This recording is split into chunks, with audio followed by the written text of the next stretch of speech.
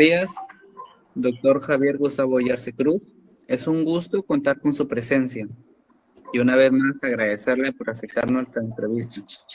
Como ya le había dicho, somos un grupo de universitarios de la carrera de Comercio y Negocios Internacionales que estamos cursando el quinto ciclo de la Universidad Nacional Pedro Ruiz Gallo. Y en esta oportunidad estamos realizando una investigación de vital importancia para nuestra formación académica y profesional, como es el tema del robo. Y el propósito de esta entrevista es aclarar nuestras dudas que se nos presentaron en el transcurso de la investigación. Dicho esto, daré un breve concepto de lo que es el tema del robo. Según la ley, versión número 5 nos dice que es un régimen aduanero que permite, como consecuencia de la exportación de mercancías, obtener la restitución total o parcial de los derechos arancelarios de una importación para el consumo de las mercancías contenidas en los bienes exportados o consumidos durante su producción. Eh, lo hemos plasmado en una serie de preguntas que a continuación daremos a presentar. Paso a mi compañera para que empiece con la ronda de preguntas. Dando inicio a la ronda de preguntas, la primera pregunta para usted, licenciado, sería: en el caso de que mi empresa ya haya realizado la exportación, pero no hizo la solicitud del drawback, ¿cree usted que se puede solicitar en un futuro? Bueno, el plazo para solicitar el drawback es de 180 días hábiles contados a partir del embarque.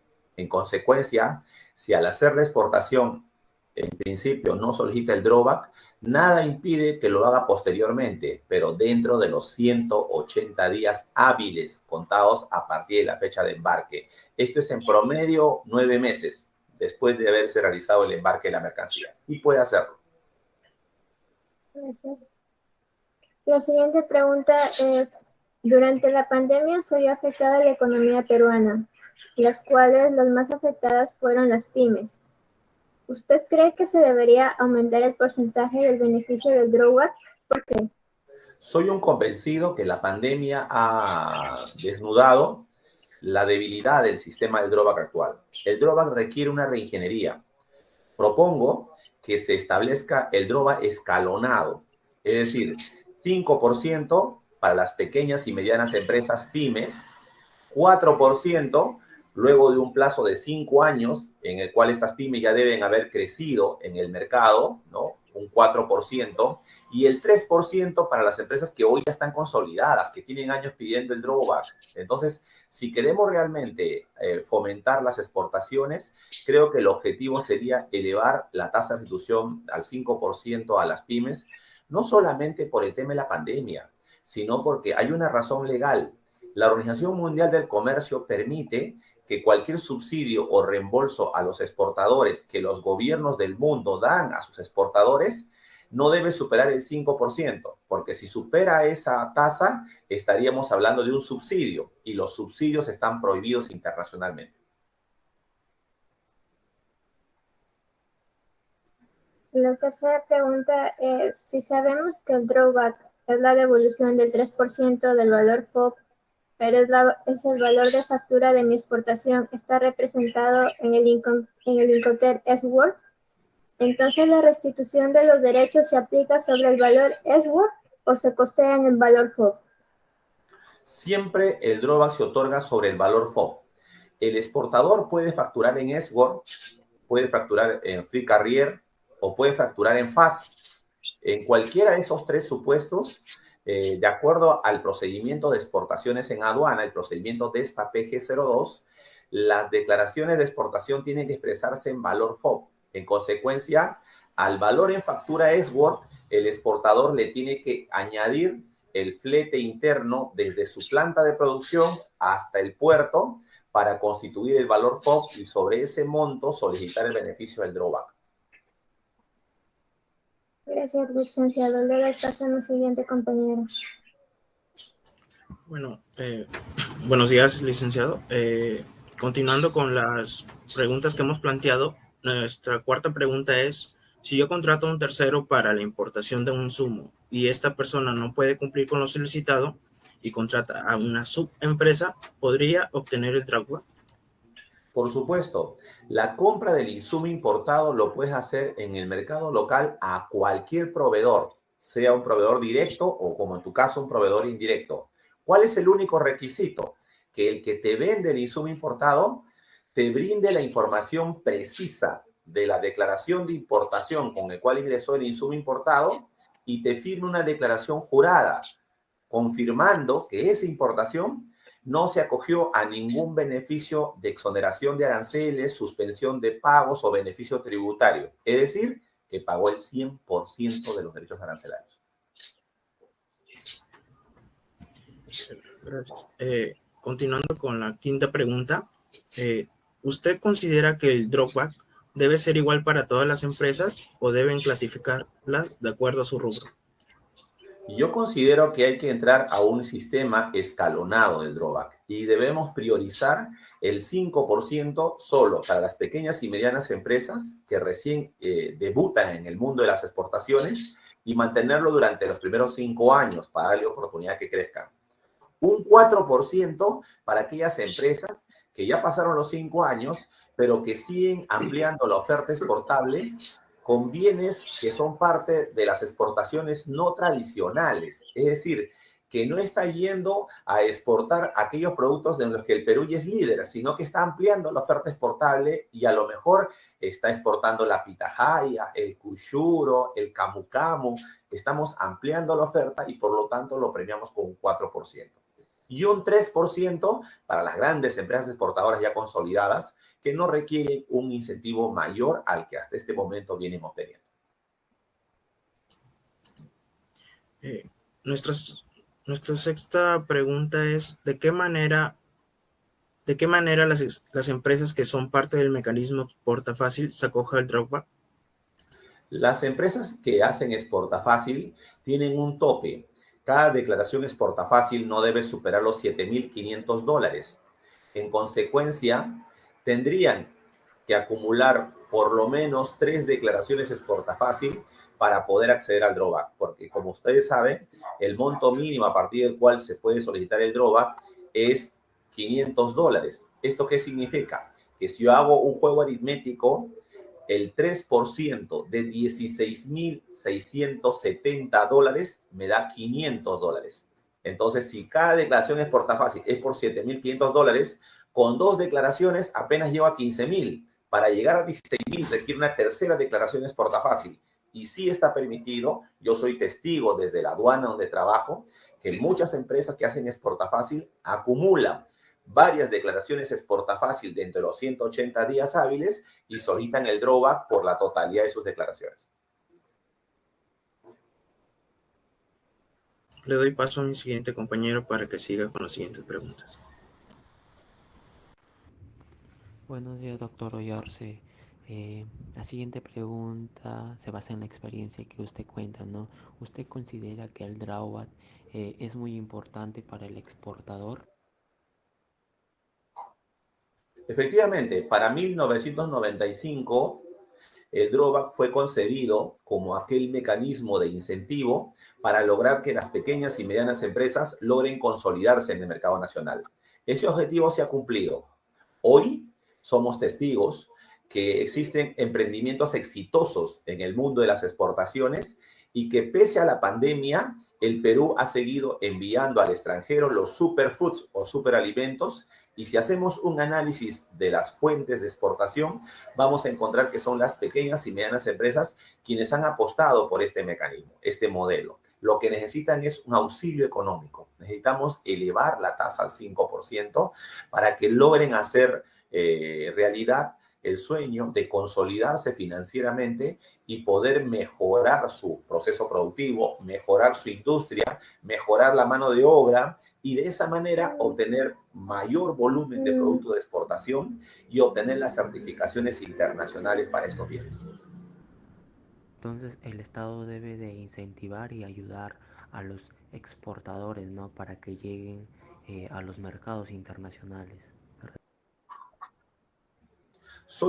defensor de las exportaciones desde el punto de vista de los que incursionan por primera vez en este negocio, especialmente las pequeñas y medianas empresas. Y tomo un ejemplo sencillo. Los tigres del Asia basaron su crecimiento en las pymes. Impulsaron durante 20 años el fomento, los incentivos, la ayuda financiera para las pequeñas y medianas empresas que hoy son los grandes líderes en tecnología, en comunicaciones, en industria automotriz. Nosotros podemos tomar ese modelo adaptando a la realidad peruana para en este momento aprovechar que el mundo empieza a caminar sobre una nueva cultura de consumo. Hoy las grandes potencias saben de las bondades que tienen los productos peruanos como la pitahaya, los arándanos, el camu camu, los espárragos, las uvas. Este es el momento de apoyar a las pequeñas y medianas empresas para que se consoliden en este mercado, como lo es la palta, por ejemplo. Para la siguiente pregunta voy a tomar un ejemplo, ¿no? Si yo como exportador quisiera exportar camisas, ¿no? Y para acogerme al drawback voy a importar insumos tales como las etiquetas y los botones, ¿no? Pero estos dos insumos los he adquirido de diferentes proveedores, ¿no? Entonces la pregunta viene ahí que si tengo varias facturas de los insumos adquiridos, ¿es recomendable colocarlas en una sola declaración o en varias? ¿Y por qué sucedería esto? Qué buena pregunta. En el mundo actual, yo he sido jefe de recaudación y he aprobado solicitudes de drawback. Yo he evaluado lo que tú acabas de mencionar. He revisado, he autorizado drawback y he rechazado también solicitudes cuando no cumplen con la ley. Lo que yo te puedo mencionar como mi experiencia es lo siguiente. Nada prohíbe que un exportador, para producir las camisas, le compre a 5 o 10 proveedores los botones y las etiquetas. Y nada impide que en cada solicitud de drawback incluya las 5 o 10 facturas de sus diferentes proveedores. ¿Dónde está el secreto del éxito? Que la cantidad exacta de botones o camisas que forman parte de las prendas que ha exportado al mundo correspondan a esa solicitud de drawback y a esa declaración de exportación o embarque. Ese es todo el secreto. Después, no hay ningún impedimento operativo, técnico o legal para incorporar diferentes facturas. Es más, el sistema Drawback Web, que el Perú empezó a habilitar desde el año 2014, desde el 2014, miren, los exportadores ya tienen el sistema electrónico para transmitir solicitudes de drawback. No es con ocasión de la pandemia, no, eso es falso, el otro día lo escuché y eso es falso. El Perú desde el 2014 permitió que los exportadores directamente con su RUC y su clave SOL puedan solicitar el drawback. La siguiente pregunta está relacionada con lo que usted ya mencionó sobre la digitalización, ¿no? Esto está relacionado con la tecnología. Estos dos áreas se han inmerso en nuestras vidas, ¿no? Desde el ámbito personal hasta en el ámbito laboral, ¿no? Entonces, ¿usted considera que tiene un impacto positivo o negativo la digitalización en este régimen tan importante para los exportadores que es el drawback? Definitivamente la tecnología ha apoyado muchísimo al desarrollo del drawback en esta época de la pandemia. Lo explico de esta manera. Miren, cuando una solicitud de drawback se presenta ante la aduana, el sistema, por inteligencia artificial, selecciona a un porcentaje de las solicitudes para pasar por la revisión documentaria. Ese trámite, en el pasado, los exportadores tenían que hacerlo acudiendo a las oficinas de aduana y presentando documentos en físico, en papel. Hoy, gracias a la tecnología, el exportador, cuando su solicitud es seleccionada a revisión documentaria, no necesita desplazarse desde su domicilio o su oficina hasta la oficina de aduanas. Lo puede hacer a través de la mesa de partes virtual de la SUNAT. Y a través de su buzón SOL le respondemos si la información que presentó es satisfactoria, es fundamental, es convincente o si le falta algún documento adicional. Es más, los rechazos subsanables en el drawback hoy se subsanan el 100% de ellos electrónicamente, digitalmente. No necesita el exportador tener que acudir hasta las oficinas de la SUNAT o de la aduana para respaldar o justificar su solicitud de drawback. Ya no es necesario porque la tecnología permite ahora que desde la página web de la SUNAT, a través de su buzón Sol, el exportador pueda acceder a esta información. Te lanzo una primicia. Dentro de unos meses, el exportador incluso va a poder, desde su smartphone, desde su celular, va a poder rápidamente tramitar el drawback y recibir la primicia de que el beneficio ya ha sido abonado en su cuenta. ¿Y esto se va a realizar a través de la misma página web o a través de una app? El app SUNAT ya existe. Lo que vamos a incluir ahí es un micrositio nada más, otro botón adicional para que los exportadores puedan hacer seguimiento a su solicitud de drawback. Muchas gracias, doctor Ollarse, por aclarar mis dudas, ¿no? Ahora daré paso a mi siguiente compañera para que siga con la ronda de preguntas. Buenos días, doctor Oyace. Siguiendo con las preguntas, ¿usted cree que las mercancías que se exponen en las ferias internacionales y en ese mismo lugar los llegó a vender, puede acogerse al drawback? Buena pregunta. En principio, no. ¿Sabes por qué no? Porque a las ferias uno no va a vender productos. El fundamento de una feria es ir a promocionar el producto y conseguir clientes potenciales para que en el futuro te hagan pedidos, te compren. Entonces, en principio, lo que yo llevo a la feria son muestras de productos para su exhibición, no para su comercialización. La excepción sería que producto de esa exhibición, al cerrar la feria, algún cliente de los que fueron a visitar la feria se interese tanto en ese producto que lo quiera adquirir. Y ahí tendríamos que ver si el producto que enviaron para la feria cumple con los requisitos del drawback, es decir, que contenga un insumo importado que haya pagado aranceles, que la exportación se haya hecho colocando el código 13, que cumpla con todas las formalidades. En ese caso podría solicitar el drawback, pero en principio no es común que en una feria se logren vender productos. Entonces, primero tendría que pasar por una revisión ese producto. No necesariamente. Yo lo que sugiero es que el exportador, si va a ir a una feria y tiene propósito de venta, desde que lo embarque debe cumplir con la formalidad de la exportación, colocando el código 13 en su declaración de exportación y verificando que cumpla con los requisitos que establece el procedimiento DESPA PG07. Muchas gracias. La siguiente pregunta es, ¿el impacto abonado del drawback está afectado al impuesto a la renta? No. Hay un informe de la SUNAT del año 2015 que establece claramente que el monto del beneficio otorgado a los exportadores tiene que ingresar a una cuenta contable especial llamada ingresos extraordinarios, que no es una fuente de riqueza, no es una fuente duradera, no es por la explotación de un bien. Es una liberalidad del gobierno que se otorga en base al cumplimiento de ciertos requisitos. Por lo tanto, no está sujeto al pago de impuesto a la renta ni al sistema de prorrata.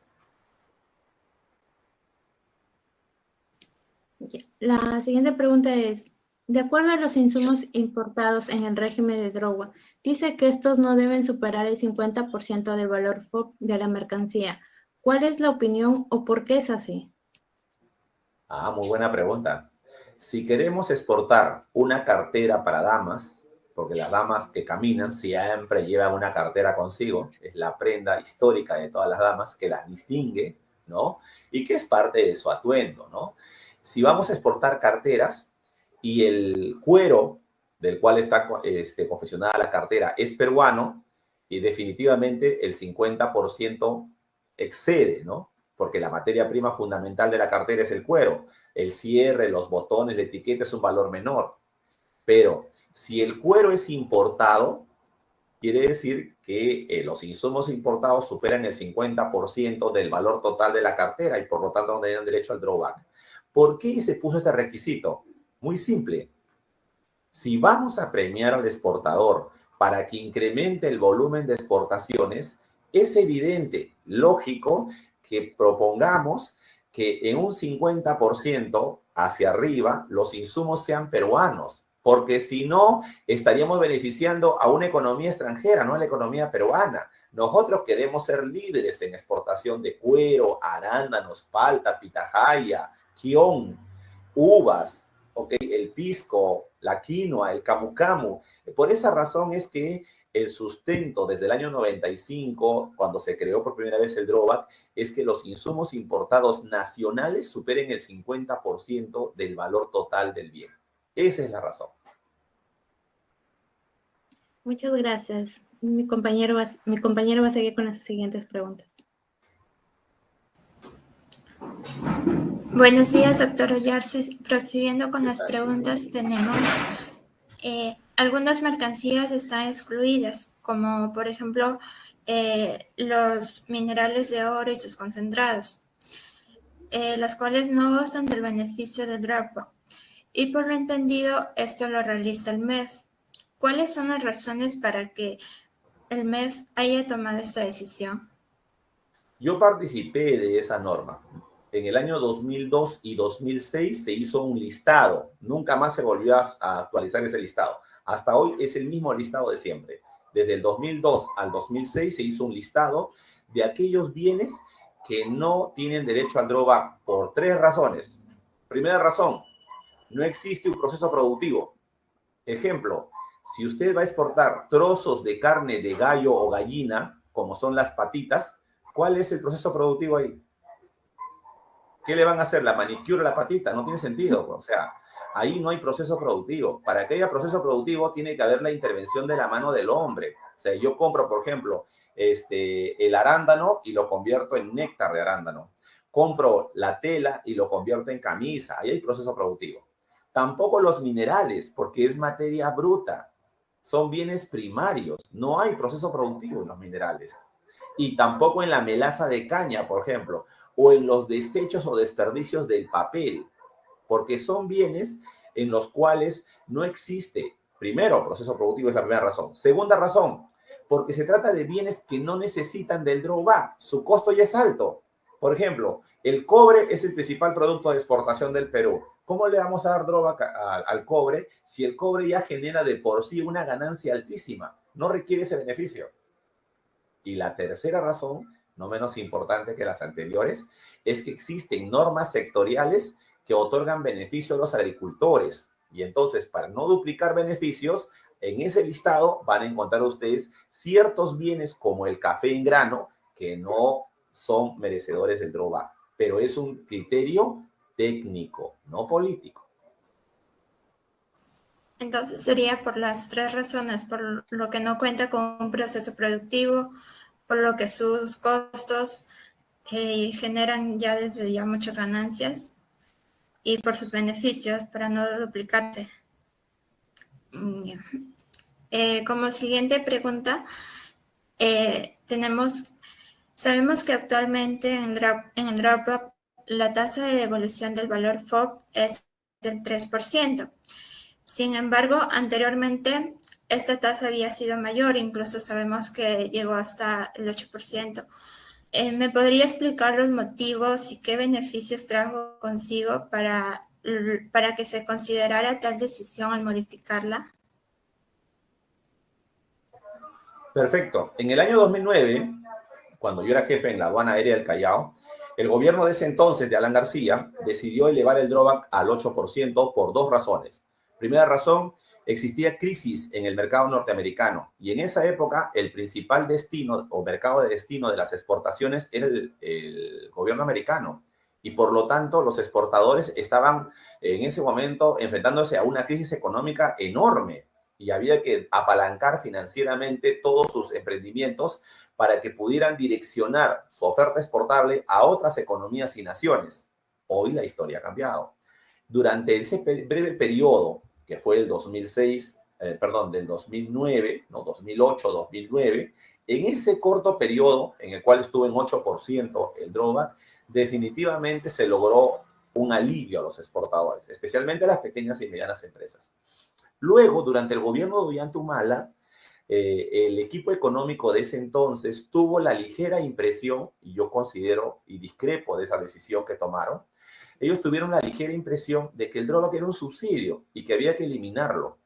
Y por esa razón, durante el gobierno de Ollanta Humala, lo redujeron del 5 al 4%, luego al 3%, y menos mal que se acabó su periodo de gobierno, porque la idea era que año a año bajara 1% hasta convertirse en cero y eliminarlo.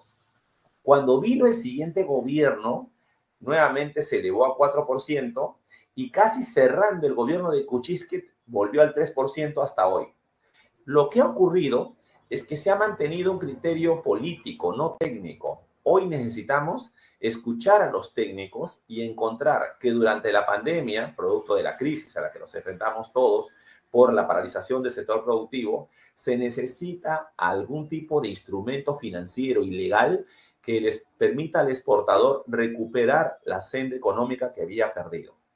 Y es por esa razón que ahora, ya no con criterio político, sino con criterio técnico, debemos hacer una reingeniería en el drawback y soy un tenaz defensor de que deberíamos nosotros crear un drawback escalonado, 5, 4 y 3%, como lo tiene Bolivia, Ecuador, Brasil, Chile, que han priorizado los sectores productivos a los que ellos quieren beneficiar. Como última pregunta, tenemos, en el caso de que si mi empresa exporta arándanos y tiene diferentes proveedores de arándanos que le venden en varias unidades de medida, ¿qué sucedería si en la factura de compra local y en la declaración jurada no se registra la misma unidad? Ahí no hay problema porque ese es un error subsanable. Lo que va a ocurrir si las unidades de medida no son las mismas es que la aduana va a notificar al beneficiario para que nos presente con una declaración jurada el factor de conversión que haga posible interpretar cuál es la unidad comercial o unidad física real de los bienes que ha exportado. Pero eso no es impedimento para solicitar el drawback. Muchas gracias. Bueno, después de haber comprendido todas las interrogantes que en la serie de preguntas que le hemos hecho nos ha quedado un poco más claro. Ya culminando con la entrevista, le agradecemos de verdad por su tiempo y por sus sabios conocimientos ante este tema. Logramos adquirir todos sus conocimientos para poder poner en práctica nuestro trabajo. Gracias por esta entrevista. De antemano un cordial saludo de parte de todos mis compañeros de mi grupo. Cuídense y hasta luego.